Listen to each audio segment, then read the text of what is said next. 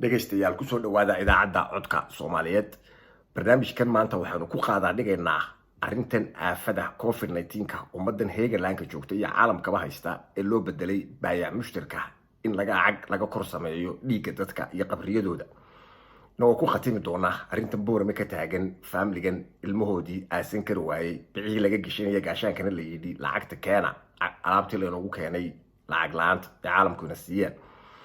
hore carabtu uga mahmaaday oo waxa kun fil hayati laaciban wala takun hakaman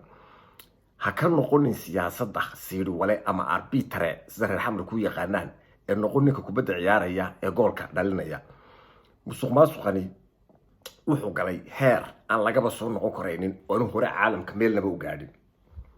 waxa noqotay in laga baayac mushtareeyo aafadan ilaahay keenay ee meesha maraysa hore Soomaalidu tiri harko geel ma wada xidhaan sideedii wasiir madaxweynihii maxkamaddii dekadii 12kii 60kii generaal 12kii kun ee shaqaalaha ahaa ee heegada waa kashkaashkii waxa ku soo biiray 9 agaasime guud waa agaasimaha madaxtooyada waa habarawal waa agaasimaha banka waa habarawal waa agaasimaha wasaaradda cadaaladda waa kan meesha ka baayac mushtareynaya imika aafada waa habarawal shaqo gelinta waa habarawal maalgashiga waa agaasimihii guud buu ka hadlaynaa waa habarawal caafimaadka waa kan lacagta ka guranaya imika boorame ee meydka shahaadaya waa habarawal waxbarashada waa habarawal gaashaandhigga waa habarawal qorsheynta waa habarawal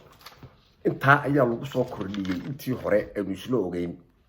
marka waa halka meesha la idin leeyahay doorasho ayaa laga qabanaya doorashada ayaa loo qabanaya waa arbitrihii siirwalihii ayaa ina hortaagan oo doonayaan waxa lagu sharciyeeyo meesha imika waxa isu bedeshay kal ancaami sidii xoolaha marka lagu soo daayo kaynta ayaa wax allaale waxay arkaan ay jaraan ama caws ha ahaato ama tigaad ha ahaato ama qaba ha ahaato ama duur ha ahaato wax alla waxa afka galiya ama jilab ha ahaato ayay gooyaan tuuga ninka la yiraahdo walba tuuga siyaasadeed ninka la yiraahdo caalamka xariga xidha ee ka qabta waxa weey dadka u ah afhayeenka ama mucaaradka erayga u naqaano maanta taasi ma jirto dadka iska qabanaya waa dhalinyarada ninka tuuga la yiraahdaa sida ciidamadu u dalacaan ayuu dalacaa afarkabood ka soo bilaaba markii hore waa tuug afarkabood laba xidig loo noqdaa xadka goys buu noqdaa waa markuu majorka gaadho marka dambe arkaaqaad ilaa gacanta lagu dhago lama qaban karo wuu dhufaraya iyadoo ka horta loo qaadanaya waa in laga dhigaa xoolaha marka keenta lagu sii daayo sida ay cawska iyo wax walba u daaqaan ayuu isu bedelaa halka ayay maanta maraysaa heegadu hadaan gacanta laga qabanin meel fog ayaa meeshan laga dooni doonaa waa aragtaan xaaladii wadanku waxay ku soo ururtay in bani aadankii xanuunsanayay ee naqasku ku dhagay lacag laga doonayo qofkii oo naqasku hayo reerkoodii marba meel loo dirayo wax birmageyda ah way leedahay meeshan Heegalanku leeyahay wax ay ka xishootay way birmageydadu dhalinyarta laba carab layntan ay la dhex wareegayaan dadka meeshan joogaana waa aragtaan halkan igula daawada masiibada ku dhacday reerkan geeriyeysan iyo marxuumkan boorame ee meesha lagu soo xidhay ee loogu sheegtay maamulka waxa la yiraahdaa Liibaan Maxamed Daahir waxaan ahay marxuum ka geeriyooday ee xanuunka COVID-19 lagu sheegay walaalkii markuu geeriyooday wax tala bixin ah oo la naga siiyay ma jirto oo wax dhakhtar oo tala bixin siiyay ma jirto lumaarag waxa kale dhacday waan ambulance baan weydiisnay midkaan ku qaadano ambalaasyadeedu way ku ajirtay budugii mid dhakhtar la hadlay ma hayno ambalaas waan qaadanay gurigeygii baan geysanay waxaan garanay in maadaama shikaasi mid aanu aasno walaalkiisa dadka loo aaso xanuunkaas dadku hayo aynu tula garanay si aanu badbaadino maxay qaraabadeeda xigtadeeda jaarkeega iyo heladeeda oo dhanba iyo umada Soomaaliland waxaanu doonanay in aanu nira qalabkii inta xiraysa ee hagaajinaysa ee aasisa ilka dhigaysa qalabkii xiran lahayd ee dhakhtarka soo doonay markaas oo doonay qolada dhakhtarka waxaan tii waanu iibinaa qalabka waanu iibinaa warqadii inaga iibiyeen wata inaga iibiyaan wax naga siiyeen wax 294 ay naga siiyeen wata cadeynteedii joonka inaga soo iibsheen waxaan nahay marxuumka dhintay Allah u naxariistay walaalshii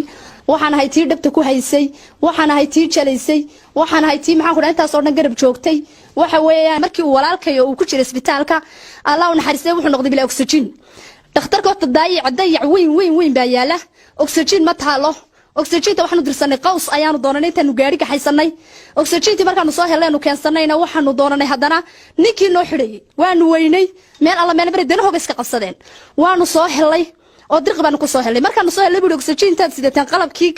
lagu xidhayayba ma laha haddana ninkii dani haysaayo waanu yaacnay waanu soo qaadanay haddana mar labaad oxygen wax noogu xidhan weyno aniga ku sheegay walaalkay marka daawadeed sidaa ku aragteen fiidiyogan familigan masiibadu ku dhacday iyo argagaxa ee reer Boorame ninkii ka dhintay ama ninka marxuumka ah ee dhintay ambulance waa loo waayay oxygentii iyaga ayaa dadka dan yartay dhaqaaqay oo doontay oo lacag ay leeyihiin kala soo baxay jalabuteyska meesha la igu sheekay afka inta la soo xidho ragga caafimaadka haystay ee heegada ee ka baayan mushtaraya ayuu wali ku dhex jirnaa furihi oxygenka hadana soo ilowday ma lagu yiri kii idii xidhi lahaa oo isna lacag kala ah ayaa soo ilowdeen oo heegaysan gaashaankii dharka markuu go'ay marxuumkaasi 249 ku baa laga soo rasiirkiisa oo idii daawanayay ee meesha la soo dhigay dhakhtarkii baana ka iibiyay waana alaabtii ay inoo keentay WHO waa alaabtii ay gadar inoo keentay alaabta laga baayan mushtaraynayo ee heegadu ka baayan mushtaraynayo ee waddanka lagu dhex iibinaya waa arkaysaa reer Buuhoodle iyo nimanka la yiraahdo badan dawladda federaalka ee koonfurta ayaa u soo gurmatay qayladaan baa laga direeyaan loo soo gurmin way wax la doonaya in laga baayan mushtaro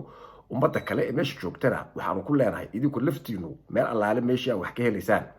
ceellaydima qodna cidna idima maqna ee ka dalbada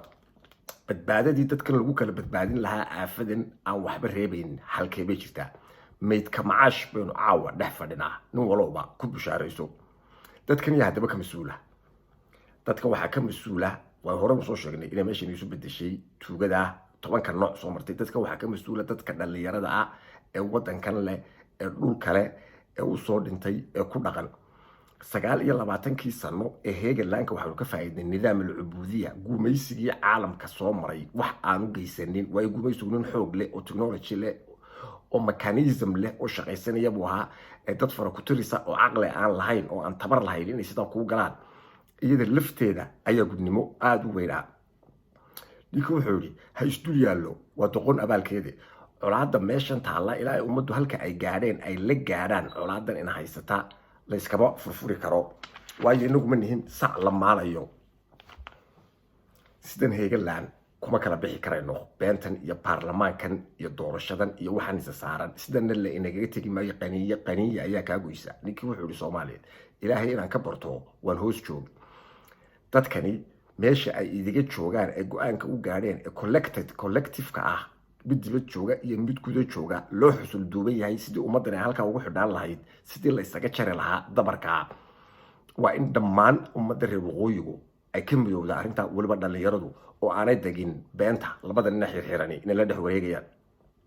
dadkan heegadeeda waa in dabeecadeeda la yeeshaa oo qof allaale iyo qofkii wax ka sheegay sida loo weerarayo dhammaan waa in ummadda reer waqooyigu ay u soo istaagtaa oo dib rogaal celin loogu sameeyaa waa in gacanta laga qabtaa tuugan meesha dhex wareegaya waa in gacanta ummaddu ay ka qabataa